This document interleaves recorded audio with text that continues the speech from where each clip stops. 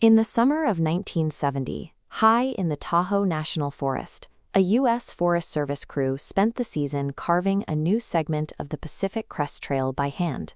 The slope they worked was inside a motor vehicle closure area, specifically protected from machines to preserve the landscape. But that same ground was also under a federal grazing lease. When the crew finished their work, a private rancher drove his leased band of sheep straight down the new path.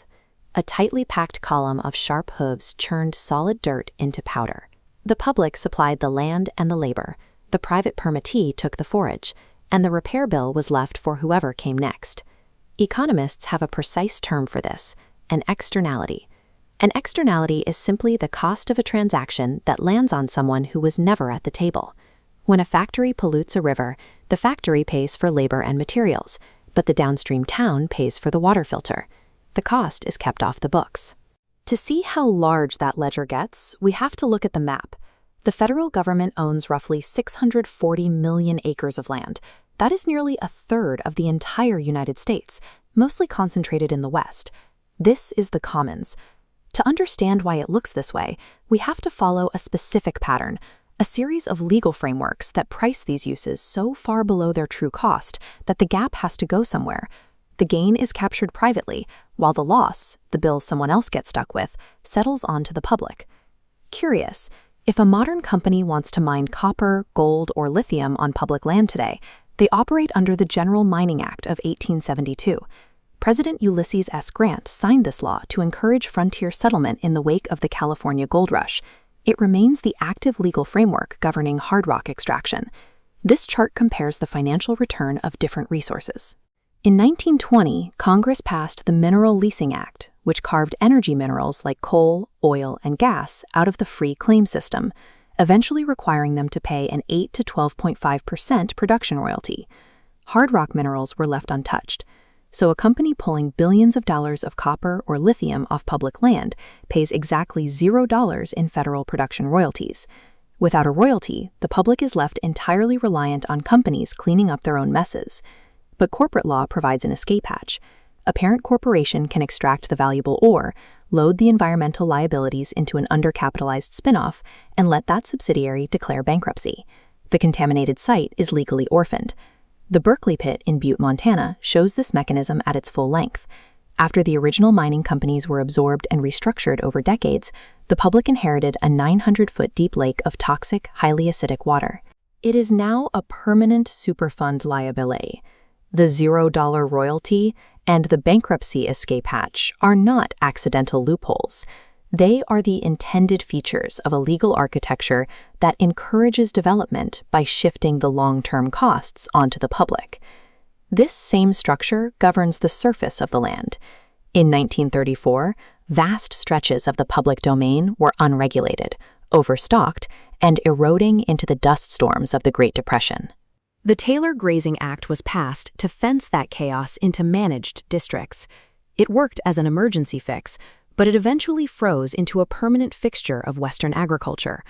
This visualization reveals the resulting gap in the modern market. The formula for the federal grazing fee is capped by a 1978 statute. As a result, the federal fee to graze a cow and calf for a month sits between $1.35 and $1.69.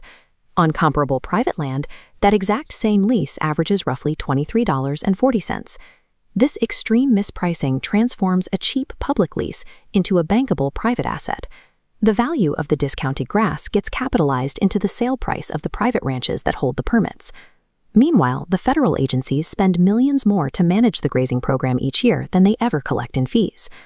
When the ledger fails, the highest costs land on the most isolated populations. Physical and political distance from the centers of power made native lands the easiest places to externalize the permanent health and environmental impacts of the energy economy.